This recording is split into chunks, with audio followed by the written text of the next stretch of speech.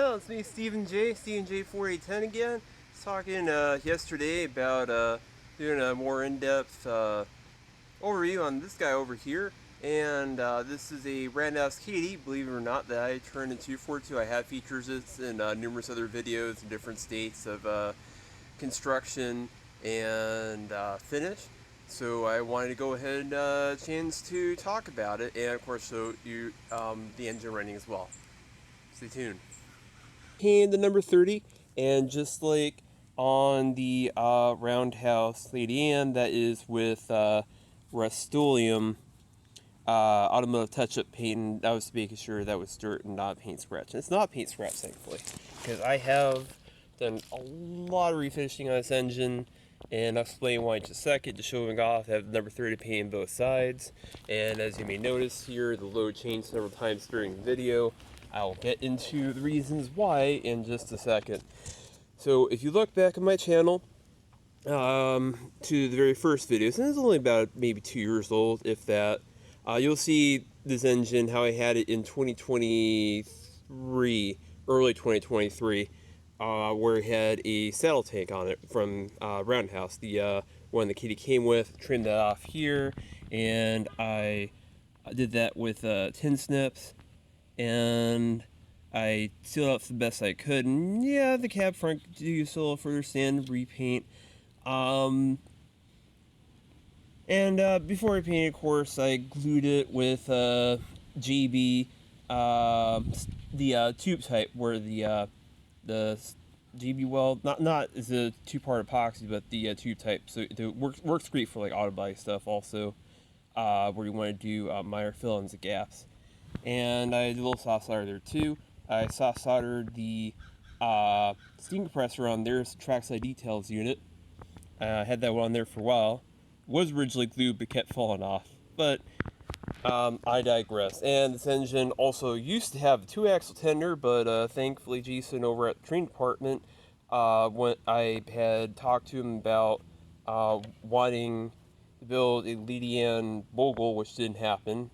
That ended up being remaining a tank engine rather, but he said he Roundhouse Fowler tender, and I bought the kit.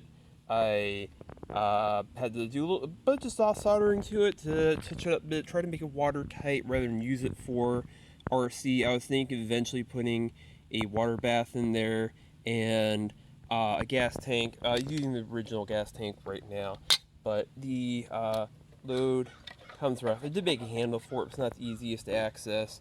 And this loop that cover made, you just lift it like that. And the roof was supposed to open, but that's okay. That's the insides, and you slide in the same way very carefully underneath that nut that holds the brake wheel on.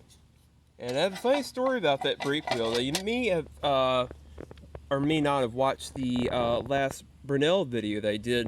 I mentioned that I broke the original steam regulator. Well, that's the knob from the original steam regulator. I soft soldered onto a piece of stainless steel rod and using it as a brake wheel on this locomotive.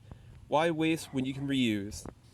Speaking of the ability to hold water, check it out. That was a pain to get, by the way, to rebuild that hinge a few times, and between soldering the base on and this unsoldering right here, and I couldn't get the original hinge to work. It just broke, so I said forget it. I was a soft solder one 1/16 brass rod, but it works now. That's the air tank here. This part, just a cylinder, and the end caps are from Trackside Details, and you just have 1/16 rods going down and soft solder underneath, so that way it doesn't come off. So I try to go a little fast here. Because I'm running out of daylight.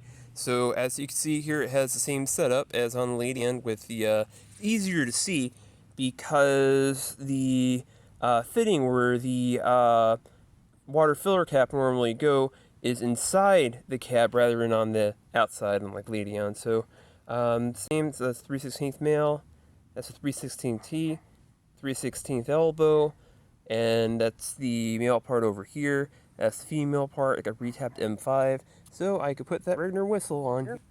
And it's the same Ragnar whistle that I had on my Lady Ann, but I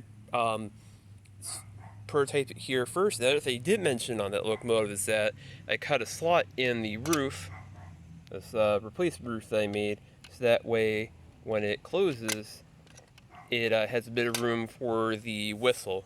I'm quite happy with it. As you can see here, I did have to change loads a few times during the video. On a flat and level surface, this engine can pull pretty much anything, but on this layout, it's a bit treacherous with grades.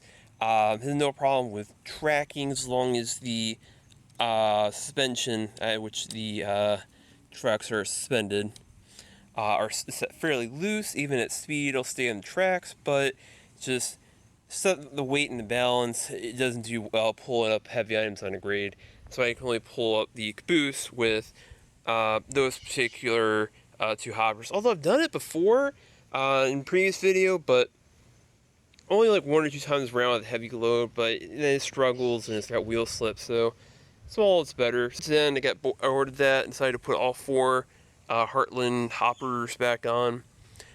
These were 2 that I bought secondhand that starred my liking of the Heartland 2-axle kit, so I ended up buying a whole bunch of them on eBay. Those came like that. I bought them secondhand, and these 2 I built from kits. They were repainted to be brown and made the knuckle calipers. I didn't put the buffers on these yet. I don't know if I will. It doesn't seem to have much of a problem backing up. The wood in there is a bit heavier compared to the ore cars, which are over there, which are much lighter and are likely to derail.